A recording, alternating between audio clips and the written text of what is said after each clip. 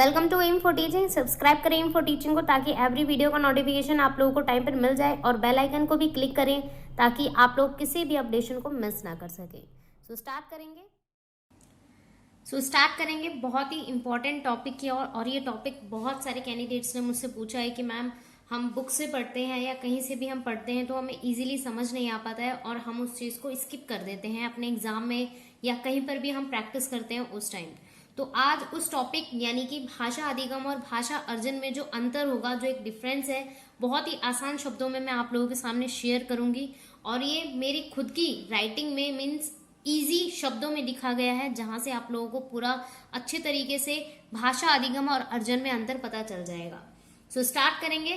First of all like जरूर कर दीजिए, मुझे आप लोगों के लाइक सपोर्ट की बहुत ज्यादा जरूरत है और सब्सक्राइब जरूर कर दें अगर आप चैनल पर न्यू हैं ताकि ऐसे ही कंटेंट आप लोगों को डेली मिलते रहे। स्टार्ट करेंगे। सबसे आसान शब्दों में हम कंटिन्यू करेंगे आज भाषा अधिगम और भाषा अर्जन में क्या अंतर है। ठीक है, जिसे इंग्लिश में बोला जाता है एक्विजिशन एंड लर्निंग। ठीक है, चलिए स्टार्ट करेंगे। आप लोगों के सामने पूरा टॉपिक कवर अप हम अच्छे से करेंगे। सबसे पहले तो पहला पॉइंट दो तरीके से मैंने यहाँ पर डिफरेंशिएट कंटिन्यू किया है। भाषा अधिगम एक तरफ लिखा हुआ है, भाषा अर्जन एक तरफ लिखा हुआ है। तो पहला पॉइंट आप लोगों को मैं क्लियर कर दूं, दोनों को हम बारी बारी से डिस्कस करेंगे। इसमें जागरूक प्रयास करने पड़ते हैं। भाषा अधिगम एक्चुअल में क्या है, इसमें बालक के अंदर जागरूक पैदा करनी पड़ती है, उनको जागरूक करना पड़ता है किसी भी चीज को सीखने के लिए। और भाषा अर्जन में क्या होता है कि बालक में भाषा अर्जन करने की जो प्रक्रिया है वो जन्म से ही होती है, उसे हमें एज अ जागरूक करने की जरूरत नहीं पड़ती, वो स्वयं ही जागरूक होता है सीखने के लिए। ठीक है, तो ये पहले पॉइंट का मतलब यहाँ पर क्लियर हो गया कि यहाँ पर बालक को जागरूक करना पड़ता है और यहाँ पर बालक को जागरूक करना नहीं पड़ता क्योंकि जागरूकता उसके साथ जन्म से ही आती है। ठीक है, दूसरा पॉइंट है आप लोगों के सामने, इसमें नियमों को सीखा जाता है, यानी कि बालकों को नियम सिखाया जाता है। जो बालक होता है उसको नियम सिखाया जाता है।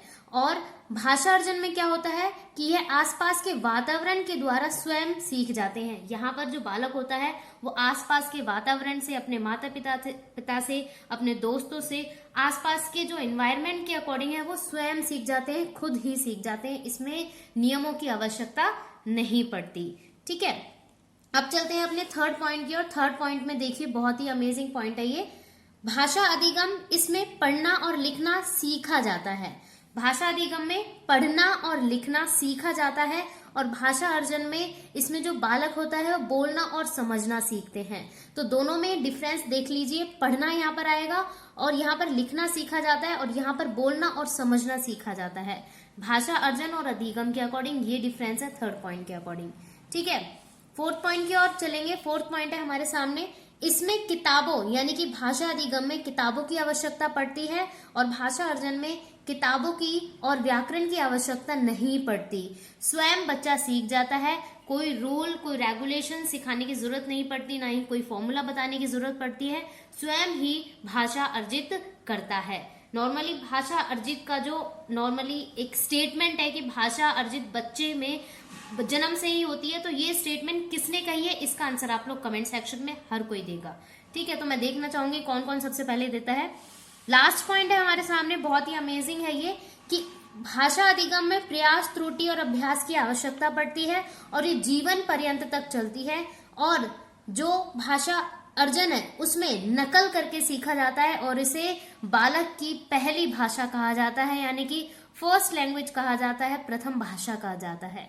तो ये था आप लोगों के सामने 5 डिफरेंस के अकॉर्डिंग पूरा अधिगम और अर्जन के अकॉर्डिंग जो मैंने डिफरेंस आप लोगों के सामने शेयर किया है। होप सो आप लोगों को अच्छा लगे। सो लाइक जरूर कर दीजिए अपना पॉजिटिव सपोर्ट देने के लिए। Keep learning and thanks for watching.